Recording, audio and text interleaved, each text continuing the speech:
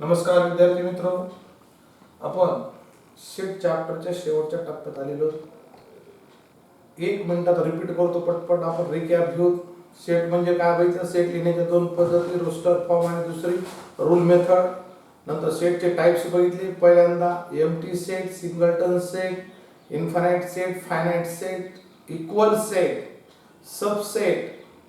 त्याच्यानंतर Venn diagram बघितली. पुन्हा आपण त्याच्यानंतर व्हेन डायग्राम मध्ये सबसेट बघितले, युनिव्हर्सल सेट बघितलं, कॉम्प्लिमेंट ऑफ सेट बघितलं, पुन्हा इंटरसेक्शन ऑफ टू सेट बघितलं, नंतर डिसजॉइंट सेट बघितला आणि लास्ट बघितला युनियन ऑफ टू सेट. एवढं बघितलंय आपण. लास्ट भागात आहे. आज आपल्याला एक शेवटचा पॉइंट बघायचा आहे, तो म्हणजे number of elements in a set, union and intersection of set. Set मधले एलिमेंट्स, युनियन मधले एलिमेंट्स आणि इंटरसेक्शन मधले sets elements, union and number of elements सगळ्यातले सेट मधले, युनियन मधले आणि इंटरसेक्शन मधले. करेक्ट. एक एक्झाम्पल बघू म्हणजे तुम्हाला ते कळून खूप सिंपल आहे आणि याचं रिलेशन सांगणारा एक फॉर्म्युला बघायचा आपल्याला, तोही सांगतो. Suppose A equal to 1 2 3 4 5 6, b equal to curly bracket of 5 6 7 8 9 and 10. मग आपल्याला ए युनियन बी काय होईल? ए युनियन बी म्हणजे सगळे कॉमन अँड अनकॉमन, म्हणजे 1 2 3 4 5 6 7 8 and 9 and 10. आणि ए इंटरसेक्शन बी काय होईल? दोघांचे फक्त कॉमन कोण आहेत? 5 6 5 and 6 कॉमन आहेत, फक्त 5 and 6. करेक्ट. 1 2 3 4 5 6 7 8 9 10 युनियन आहे. A B, A union B, A intersection B. Intersection म्हणजे दोघातले कॉमन, दोन सेट मधले कॉमन एलिमेंट्स, याला एलिमेंट्स म्हणलं जातं. ह्या मधल्याला काय घटक, एलिमेंट्स.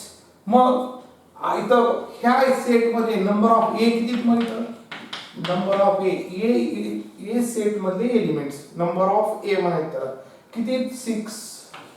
नंबर ऑफ बी किती? नंबर ऑफ बी किती? 1 2 3 4 5 6. करेक्ट. सेट मध्ये एलिमेंट झाले. आता युनियन मधले किती? नंबर ऑफ ए युनियन बी किती? 10. आणि नंबर ऑफ ए इंटरसेक्शन बी मध्ये किती एलिमेंट्स आहेत? 2 एलिमेंट्स. खूप सिंपल आहे. एलिमेंट्स इन सेट किंवा युनियन और इंटरसेक्शन. नंबर्स इन सेट, त्या सेट मधले एलिमेंट्स, नंतर युनियन मधले आणि इंटरसेक्शन मधले. ए मध्ये 6 एलिमेंट्स आहेत, 6 घटक आहेत. 1 2 3 4 5 6.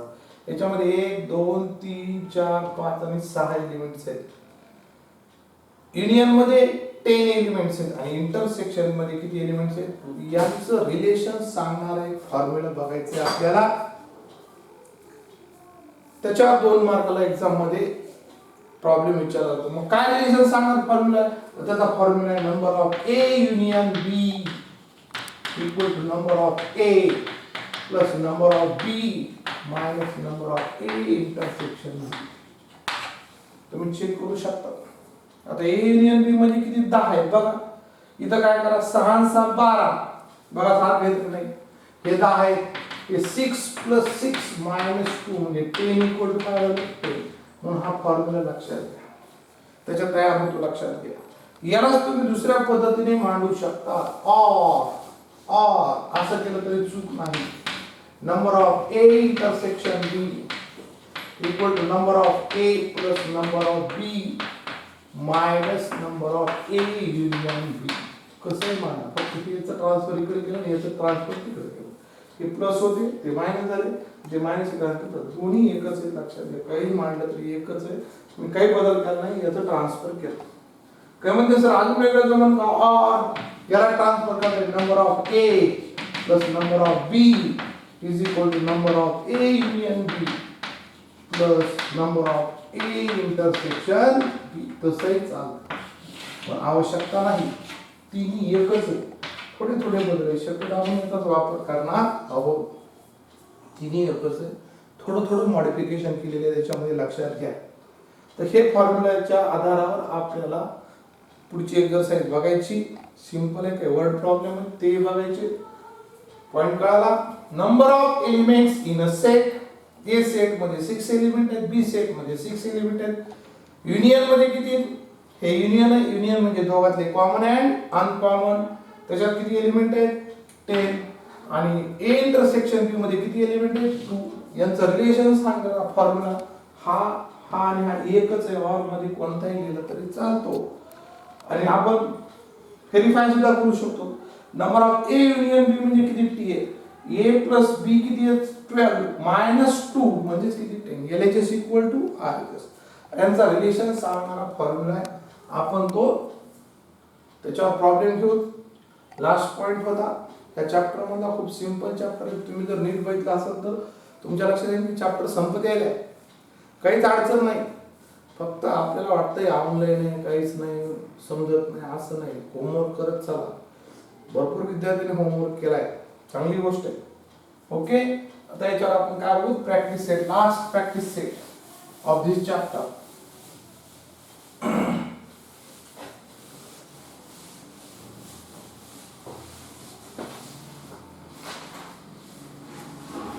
Word problem book.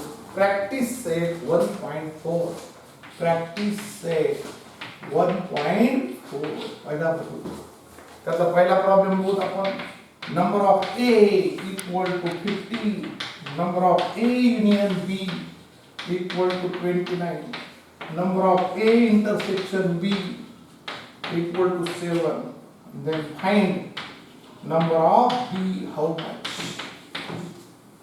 ए सेट मध्ये 15 एलिमेंट्स आहेत, करेक्ट. ए युनियन बी मध्ये किती एलिमेंट आहेत? 29. ए इंटरसेक्शन बी मध्ये किती एलिमेंट्स आहेत? 7. तर तुम्हाला बी मध्ये एलिमेंट्स काढायचे, लक्षात घ्या. आणि मग तुम्ही डायरेक्ट फॉर्म्युला वापरू शकता. Number of A union B कोणता वापरा? Number of A plus number of B minus number of A intersection B. त्याच्यात व्हॅल्यू पुट अप करा. 3 पुट अप माहिती होणार. ए युनियन बी माहिती आहे तुम्हाला 29. नंबर ऑफ ए किती माहिती आहे? 50 plus number of B find out करायचे मायनस 7. आणि मग 29 मायनस 15 मधून 7 गेले, एक स्टेप वाढवू शकता तुम्ही. 8 plus number of B, correct. त्याचं सबट्रॅक्शन होईल. 15 मधून 7 गेले, 8 आले. याचं ट्रान्सफर करा, पार्टी बदलली म्हणून साइन चेंज होईल. हे RHS साइडला इकडे लेफ्ट हँड साइडला इकडे आले तर 29 minus 8 number of B. Therefore number of B किती झाले? 81. एवढं सिंपल आहे, लक्षात घ्या. देअरफॉर लिहित चला. Therefore okay. इतका सिंपल प्रॉब्लेम आहे, एक्झाम मध्ये 2 मार्काला विचारला जातो. याच्यावर आधारित मी तुम्हाला भरपूर प्रॉब्लेम करायला देणार आहे. करत चला. याच्यात एकच आहे. पुढचा असा वर्ड प्रॉब्लेम आहे. सेटचा ह्याच फॉर्म्युलाचा वापर करून आपल्याला बाकी किमती काढायच्या. मी तो रीड करतो, छोटा प्रॉब्लेम आहे म्हणून मी रीड करतो, दोनदा रीड करतो. तुम्ही टेक्स्ट बुक जवळ ठेवत चला, म्हणजे तुम्हाला तो वाचता येईल. जेव्हा तुम्ही तो लिहिणार आहे याच्यामध्ये तो प्रश्न लिहित चला. क्वेश्चन लिहिलाच पाहिजे, नाही तर क्वेश्चन मार्क मारायचं ती पद्धत रूढ करू नका. व्यवस्थित तुमची नोटबुक मेंटेन करा. ओके. आता क्वेश्चन नंबर 2 बघू. 3 मार्कला एक्झाम मध्ये विचारला जाऊ शकतो. तो 2 पद्धतीने करता येतो. मी सांगणार आहे दोन्ही पद्धती तुम्हाला. शक्यतो आपण पहिलीच वापरणार. In a hostel there are 135 students. In a hostel there are 125 students. एका हॉस्टेल मध्ये किती विद्यार्थी आहेत? 125 आहेत. Total student in hostel. मी आन्सर सुरू करतो. तर total students in hostel. In hostel किती? इक्वल टू, त्याला आपण नंबर ऑफ यू म्हणलं तरी चालतं. यू म्हणजे युनिव्हर्सल सेट, हॉस्टेल म्हणजे युनिव्हर्सल, नाही लिहिलं तरी चालते. 125, करेक्ट. पहिलं वाक्य संपलं. Out of which 80 drinks T. पूर्ण अगोदर मी एक्झाम्पल वाचतो. 60 drink coffee and 20 drinks tea and coffee both. Find the number of students who do not drink tea or coffee. छान गणित आहे. ही एक हॉस्टेल आहे त्या हॉस्टेलमध्ये 125 विद्यार्थी आहेत, त्यातले 60 विद्यार्थी काय घेतात, कॉफी घेतात, 80 विद्यार्थी टी घेतात. नंबर ऑफ स्टुडंट्स आपण लिहू शकतो, number of students take, number of students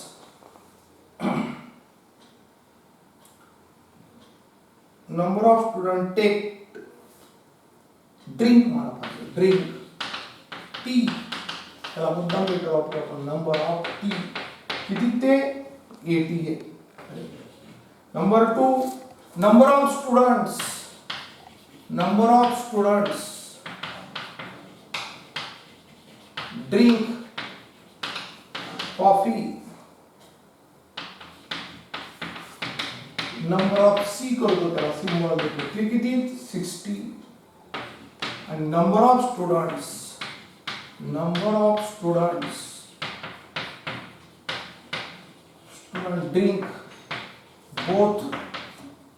both tea and coffee, tea and coffee, त्याला आपण number of T intersection common आहे दोन्हीसाठी, त्याला आपण इंटरसेक्शन म्हणू शकतो. ते किती 20. करेक्ट. तर तुम्हाला क्वेश्चन 2 विचारित लक्षात घ्या. आता मग कमीत कमी एक पीएफ येणारे काही हॉस्टेलमध्ये असे विद्यार्थी चहा किंवा दोन्ही पेत नाही. करेक्ट. तर आता युनियन म्हणजे काय, दोघातले कॉमन आणि अनकॉमन नाव. मग आपण इथे फॉर्म्युला मांडू शकतो काय, की number of T union C is equal to number of T plus number of C minus number of T intersection C. प्रश्न कळतो का बघा. हे हॉस्टेल आहे, हॉस्टेलमध्ये एकूण विद्यार्थी 125 आहेत. सगळे चहा पित नाहीत किंवा कॉफी पित नाहीत. त्यातले 80 विद्यार्थी चहा घेतात, 60 विद्यार्थी कॉफी घेतात, काही काही विद्यार्थी 72 असे दोन्ही पितात, पण काही काही विद्यार्थी दोन्हीही पित नाहीत. तर तुम्हाला विचारला काय प्रश्न नाही, how much student find the number of student which do not drink T or coffee. मग कमीत कमी एक पेय पिणारे किती हे आपल्याला काढता येते. म्हणजे दोघातले कॉमन आणि अनकॉमन काढता येतात. म्हणजे टी युनियन सी आहे, टी युनियन सी काढता येईल तुम्हाला. Number of T union C equal to number of T घेणारे किती 80, कॉफी घेणारे किती 60 आणि दोन्ही घेणारे 80. Number of T union C किंवा 80 प्लस किती 40, 60 मधून 40 20 गेली 40 राहते. Number of T union C is equal to, म्हणजे हॉस्टेलमध्ये असे विद्यार्थी ते कमीत कमी एक पीएफ येतात. 120 विद्यार्थी आहेत, ते कमीत कमी एक पीएफ. याचा अर्थ न पिणारे किती असतील आता फक्त सगळ्या हॉस्टेलमध्ये मुलं किती 125 125 आणि त्यातले कमीत कमी एक पीएफ येणार. युनियन म्हणजे काय, दोघातले कॉमन अँड अनकॉमन. आणि मग तुम्हाला उत्तर देता येईल नंबर ऑफ स्टुडंट. उत्तर देता येईल तुम्हाला number of students do not drink tea और coffee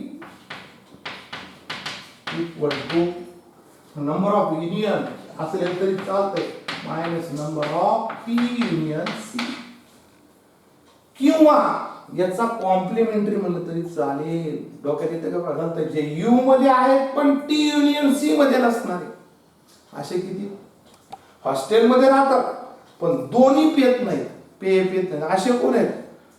number of student do not drink tea और कॉफी. कळलं का, म्हणजे याचा काय असणार आहे, टी युनियन सी चा काय असणार आहे, तो कॉम्प्लिमेंट असं लक्षात घ्या. किंवा युनियन मधून हे वजा करा, पूर्ण हॉस्टेलमधल्या विद्यार्थ्यातून एक पीएफ येणारे करा, म्हणजे किती असतील 5. असे किती स्टुडंट्स आहेत. Number of student do drink, खाली आन्सर लिहून टाका. नंबर पुन्हा रिपीट करा, डू नॉट ड्रिंक टी और कॉफी. आन्सर पुन्हा लिहायला हरकत नाही, पूर्ण तेच लिहा. ओके, खूप सिंपल आहे. हेच मी तुम्हाला व्हेन डायग्राम सुद्धा दाखवू शकतो, लक्षात घ्या. हेच उत्तर पण एवढं असं लिहायची फेन डायग्राम लिहिलं तरी चालतंय. पण तेच दुसरी मेथड सुद्धा मी सांगू शकतो तुम्हाला अजून जास्त डोक्यात येईल. हे म्हणजे हॉस्टेल आहे, लक्षात द्या.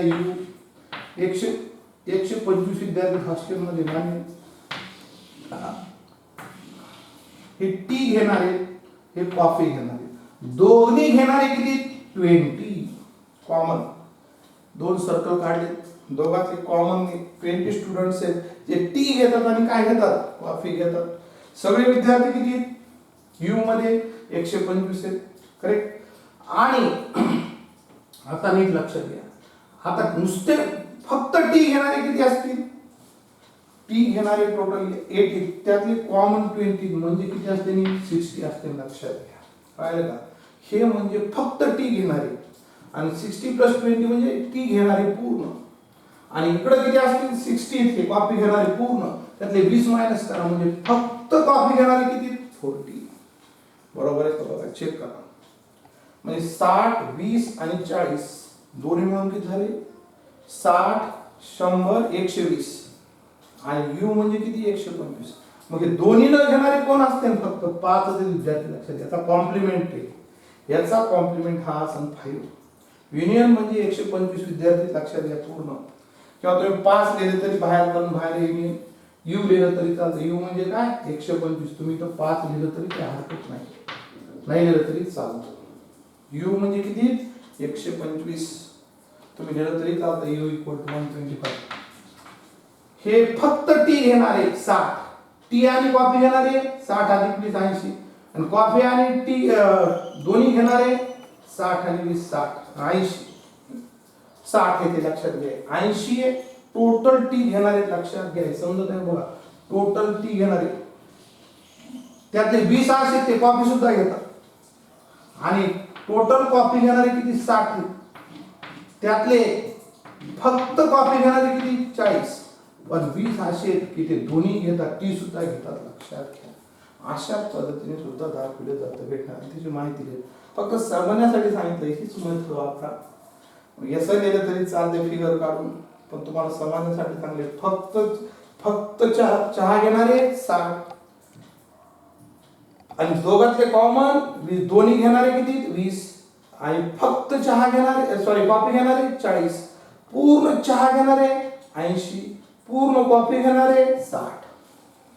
आणि हॉस्टेलमध्ये असे विद्यार्थी ते चहा घेत नाहीत आणि कॉफी सुद्धा घेत नाहीत. ओके, अशा पद्धतीने तुम्ही मांडू शकता. ही ऑर मेथड आहे, फक्त तुम्हाला समजायला म्हणून सांगितली, फार अपेक्षित. असंच याच्यापुढचं खूप सिंपल आहे, त्याच्यापेक्षाही सोपं आहे, आपण ते बघूया. ओके,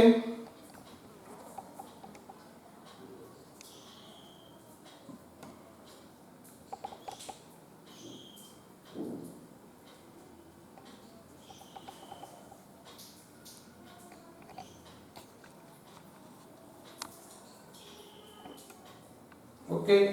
असं तिसरा प्रॉब्लेम बघूया, मी रीड करतो. याच्यापेक्षा सिंपल आहे तो, व्हेन डायग्रामने सुद्धा दाखवता येतो. समजण्यासाठी खूप चांगलं येते. तुम्हाला प्रॉब्लेम समजणं गरजेचं, समजून काम करा. 9th स्टँडर्ड हे फक्त समजून घेतलं तरच समजत आहे, नाहीतर 9th स्टँडर्ड अवघड वाटायला लागतं. दिवाळीपर्यंत खूप अवघड वाटायला लागतंय. लक्षात घ्या, 8th स्टँडर्ड वेगळं, 9th स्टँडर्ड वेगळं. इथं भरपूर कन्सेप्ट आहे. 8th स्टँडर्ड तुमचं मॅथमॅटिक्स होतं, इथं बेसिक कन्सेप्ट भरपूर आहे. तुम्ही नीट लक्ष दिलं तर तुम्हाला समजणार आहे, अन्यथा ते बोर वाटणार आहे. जो इंटरेस्ट दाखवेल त्याला खूप आनंद देणार आहे, खूप आनंद येईल, आनंद भेटतो आपल्याला गणित करण्याचा. ओके, बघा आता थर्ड नंबरचा असंच आहे. थर्ड नंबरचा याच्यापेक्षा सिंपल आहे. In a competitive exam 50 student passed in English, 60 students pass in mathematics, 40 students pass in both subjects. None of them fail in both subjects. त्यातला असे कोणीच बोथ सब्जेक्ट मध्ये नापास झालेला असा कोणीच नाही. फाइंड म्हणजे एका सब्जेक्ट मध्ये होते, पण असे कोणताच विद्यार्थी नाही की दोन्ही विषयात नापास झाला. पूर्ण विद्यार्थ्यांपैकी फेल कोणीच नाही. लक्षात, एका विषयात तरी कमीत कमी पास झालेला आहे. Find the number of students who passed at least in one of the subject. दोन विषय, एक इंग्लिश मग आपण number of students passed in English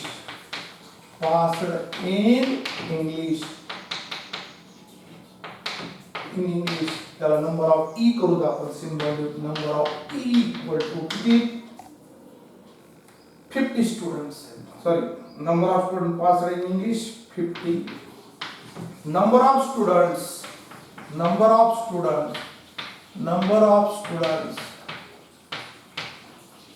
passed in math equal to number of m equal to 60 आणि 40 student number of students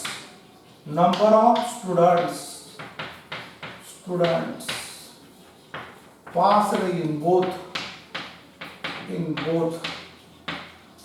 math and English and math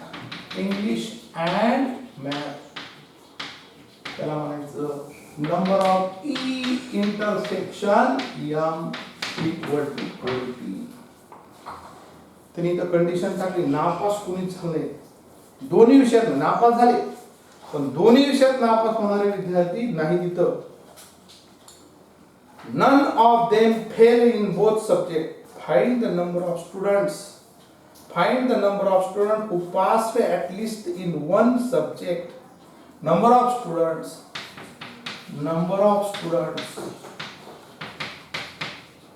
passed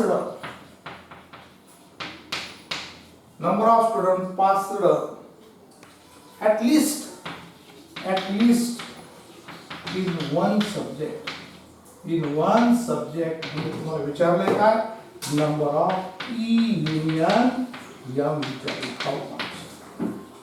simple प्रश्न झाला सगळे विद्यार्थी कमीत कमी एका विषयात पास झालेले आहेत त्यातला एकही फेल झालेला नाही करेक्ट मग काय सूत्र वापरायचं number of E union M equal to number of E plus number of M minus number of E intersection M.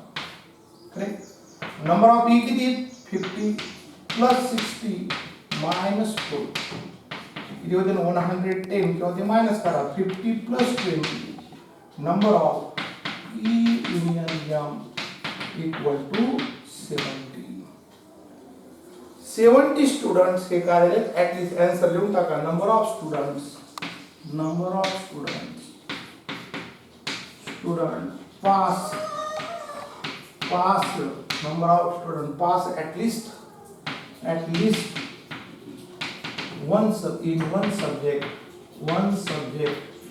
equal to 70 हेच तुम्ही व्हेन डायग्राम सुद्धा दाखवू शकतात ऑर मेथड तुम्ही त्याला असं करून दाखवू शकता तरी चालतंय की सर्व विद्यार्थी की इथं काही प्रश्नच येत नाही की तुम्ही जर दाखवले इथं तुम्हाला व्हेन डायग्राम तुम्ही दाखवू शकता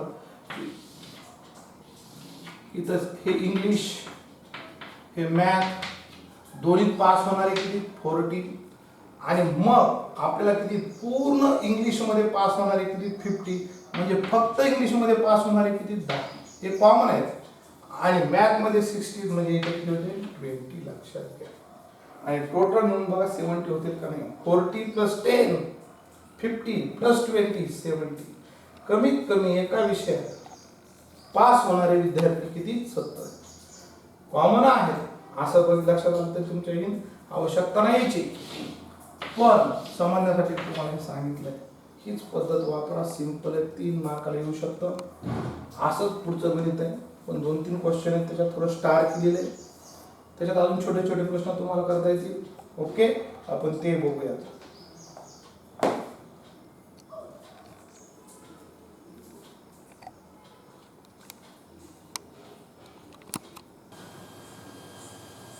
4 नंबरचा प्रॉब्लेम थोडा स्टार केलाय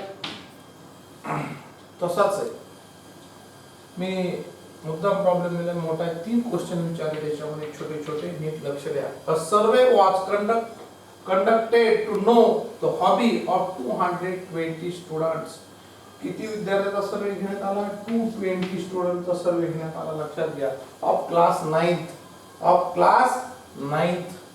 Out of which 130 students inform about their hobby as a rock climbing. त्यामधल्या 130 विद्यार्थ्यांना कशाची हॉबी आहे? छंद. कशाचा? Rock climbing. माहिती आहे तुम्हाला रॉक क्लाइम्बिंग म्हणजे काय? And 180 students inform about their hobby sky watching. Sky आकाशात वाच म्हणजे आकाश निरीक्षण करणे, आकाश निरीक्षण करणे. आणि रॉक म्हणजे खडक चढणे, आपल्याकडे किंवा डोंगर चढणे, अशा पद्धतीची हॉबी लक्षात घ्या. आणि त्यातले 110 विद्यार्थी असे खूप फॉलोज द बोथ हॉबीज. आणि मग 3 क्वेश्चन विचारले ते नंतर बघू. प्रश्न काय आला असं? किती विद्यार्थ्यांचा सर्वे घेण्यात आला? टोटल स्टुडंट्स इक्वल टू त्याला नंबर ऑफ यू म्हणलं तरी चालतंय, इक्वल टू किती आहे? 220. मग इथं म्हणा number of students having a hobby as sky watching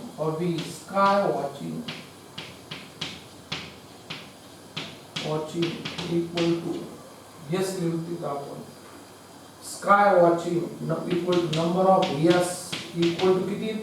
sky watching नंतर होतं, मी अगोदर घेते काय हरकत नाही. स्काय वॉचिंग किती? 180 स्टुडंट्स आहेत लक्षात. and number of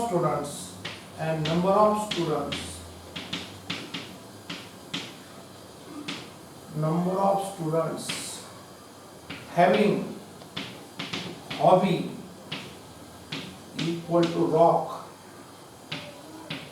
climbing.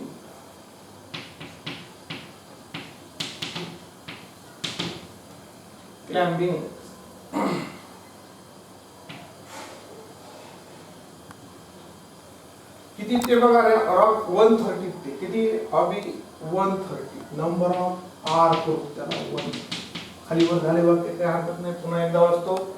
Survey was conducted. किती विद्यार्थ्यांना घेतला? 220. त्यातले स्काय वॉचिंग करणारे किती? स्काय वॉचिंग करणारे नंतर घेतलं, पहिले घेतले तर 180. आणि रॉक क्लाइम्बिंग करणारे inform 130 student inform about their hobby rock climbing 130. आणि student and number of students having both hobbies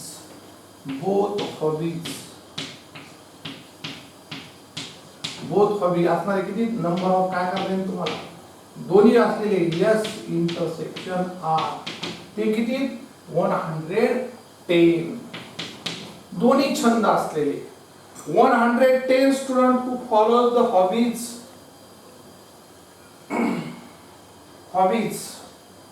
There are 110 students who follow both hobbies. लक्षात इथपर्यंत तेच आहे. आणि त्याच्यानंतर तुम्हाला ऍटलिस्ट एक हॉबी असलेले काढता येईल, फॉर्म्युला यूज करता येईल तुम्हाला. आणि मग काय येतो? नाव इथं तुम्ही फॉर्म्युला यूज करू शकता.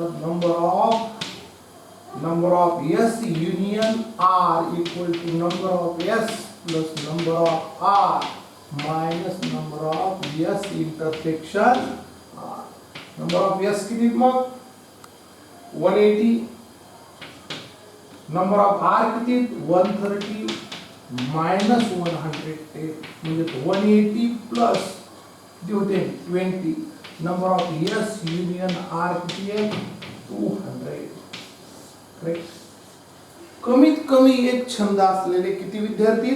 कॉमन अँड युनियन म्हणजे काय? दोघातले कॉमन अँड अनकॉमन 200. 130 मधून 110 गेले 20 आहे. 180 plus 20 200. लक्षात घ्या. हे तर आपलं मागचे दोन्ही असेल ते पूर्ण 220 विद्यार्थ्यांचा सर्वे करण्यात आला. त्यातले स्काय वॉचिंग हॉबी असणारे 180, रॉक क्लाइम्बिंग हॉबी असलेले 130, दोन्ही छंद असलेले 110 आहेत. मिनिमम एक छंद असलेले एक हॉबी असलेले किती निघले? 200. आता पहिल्या क्वेश्चन कडे आपण जाऊ. हे आता मी मोडून टाकतो आणि मग एक क्वेश्चनचा आपण आन्सर बघू. इथपर्यंत आपले प्रश्न सिंपल होता. आता काय क्वेश्चन विचारले बघू दे की पहिल्या क्वेश्चन कडे बघू आन्सर बघू answer of question number 1.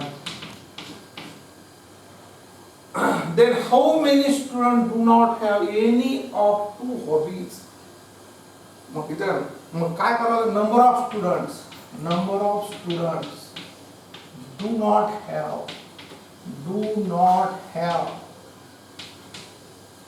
any of two hobbies. Any काय any of two hobbies एकही हॉबी नाही असणारे किती विद्यार्थी असतील तर सारी गोष्ट आपल्याला एकूण किती विद्यार्थी सर्वे केला त्याला 220 कमीत कमी एक छंद असलेले किती 200 म्हणून 220 वजा काय करावं लागेल तुम्हाला 200 म्हणजे असे 20 स्टुडंट्स निघले की त्याला एकही हॉबी नाही. How many student do not have any of number of student do not have any of two hobbies याचं उत्तर काय येईल 20. आता दुसरा क्वेश्चन मात्र थोडासा नीट बघा. How many of them follows the hobby of rock climbing only. Okay क्या number of student follows hobby of rock climbing only. नीट बघा. आता फक्त रॉक क्लाइंबिंग खेळणारे कॉमन नको की दोन्ही खेळ खेळणारे त्यासाठी काय करावं लागेल बघा. तर रॉक क्लाइंबिंगचे पूर्ण किती 130 number of student having rock climbing किती पूर्ण 130 यातून काय करावं लागेल त्याचे कॉमन वजा करावं लागेल म्हणजे 110 मायनस करावं लागेल म्हणजे किती त्याचे 20 येते लक्षात. करेक्ट. आणि number 3 number of student follows hobby of तिसरा क्वेश्चन बघा. तिसरा how many student hobby of sky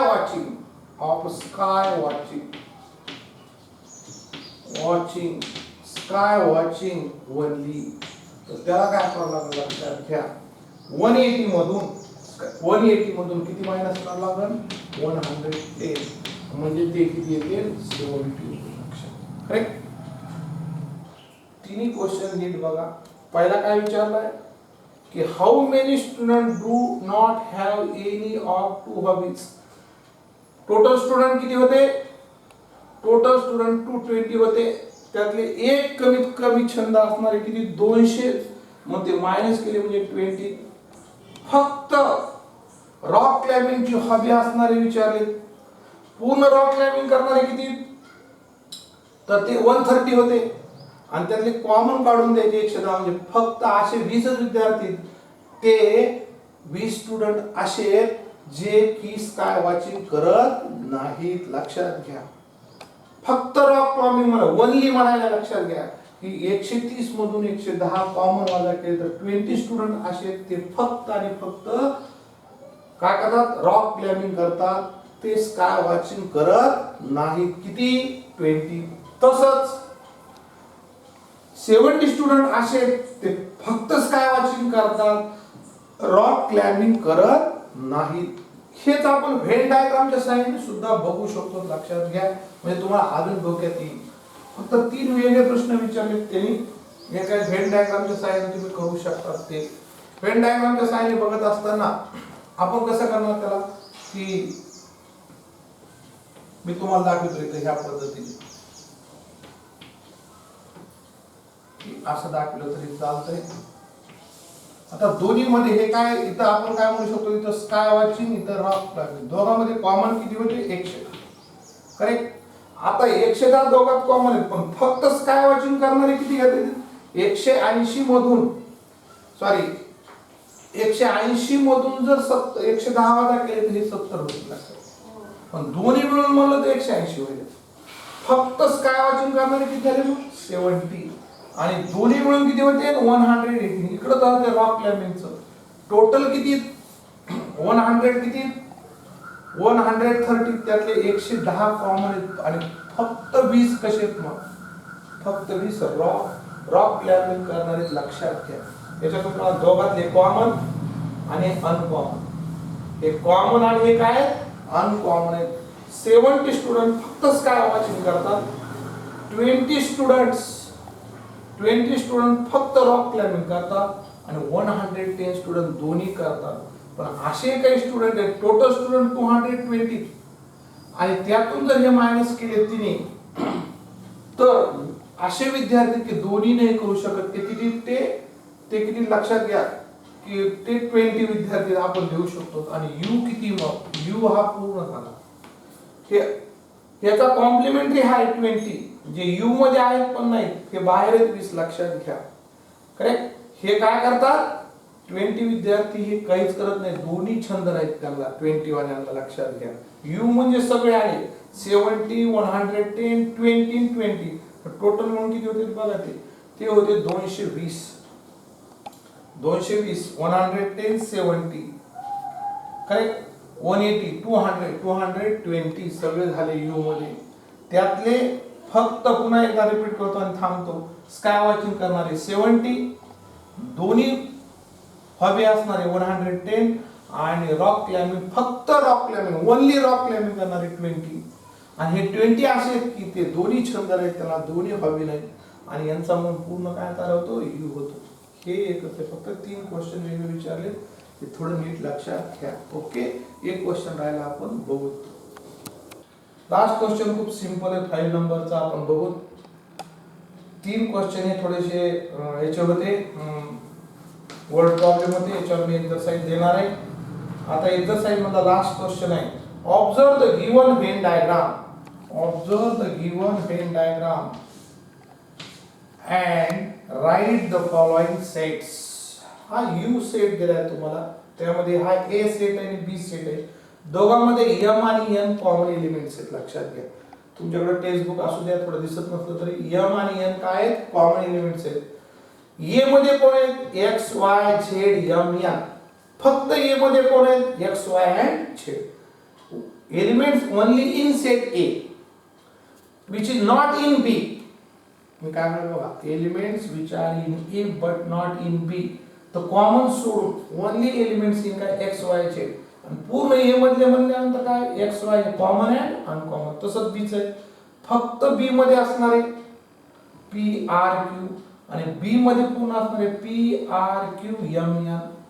दोघात U मध्ये असणारे सगळेच आहेत, पण या दोघात नसणारे कोणते, एस आय एन टी. लक्षात आलं.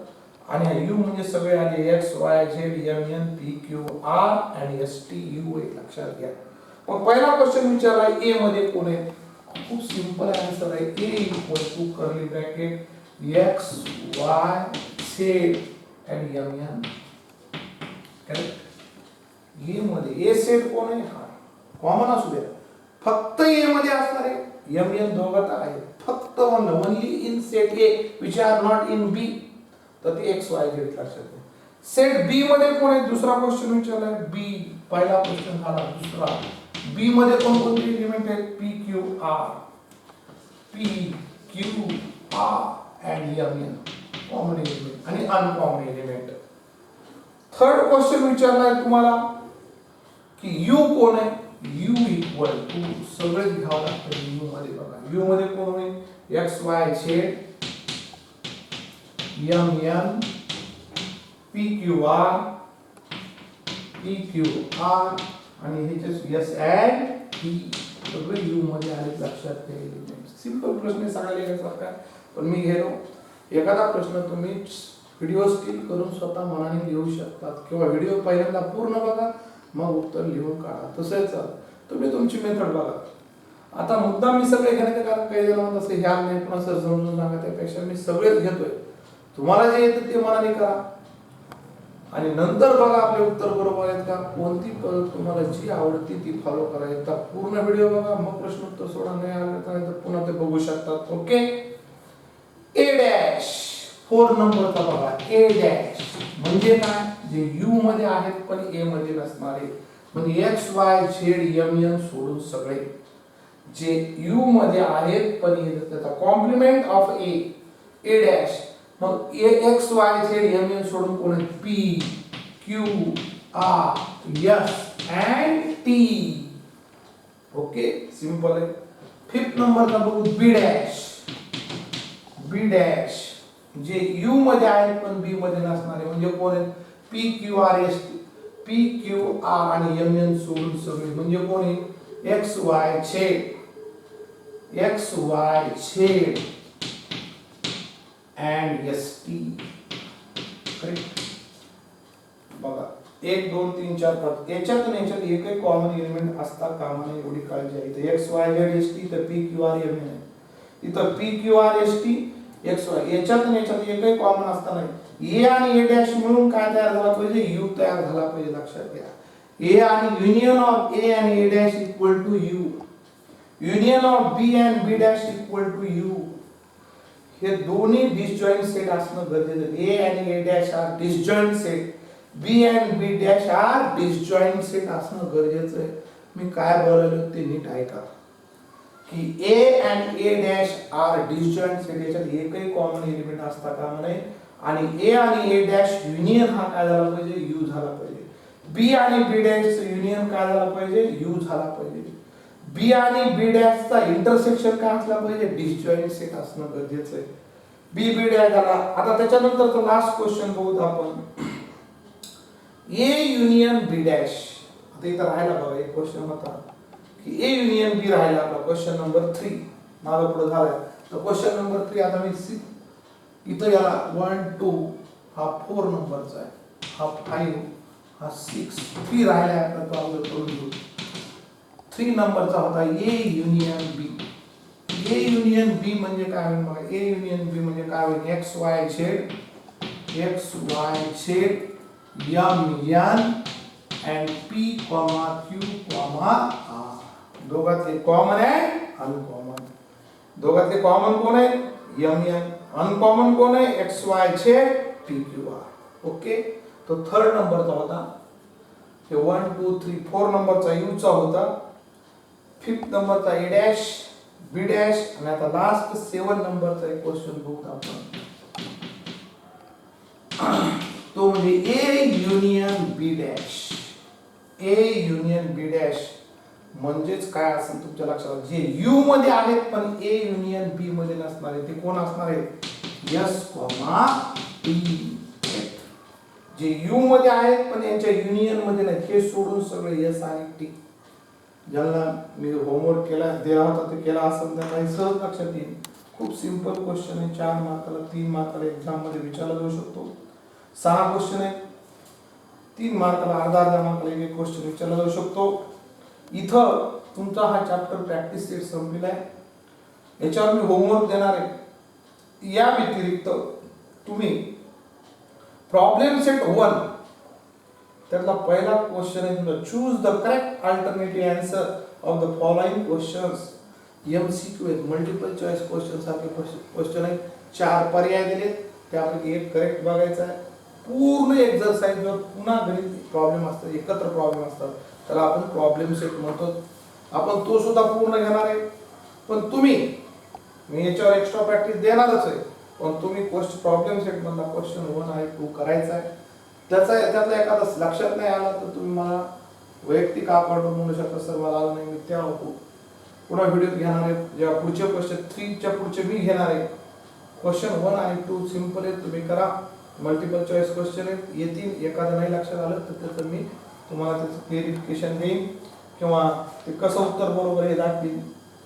प्रॉब्लेम सेट एक सेपरेट आपण याच्यावर एक पिरियड घेणार आहे पुढचा आणि मग हा चॅप्टर संपन.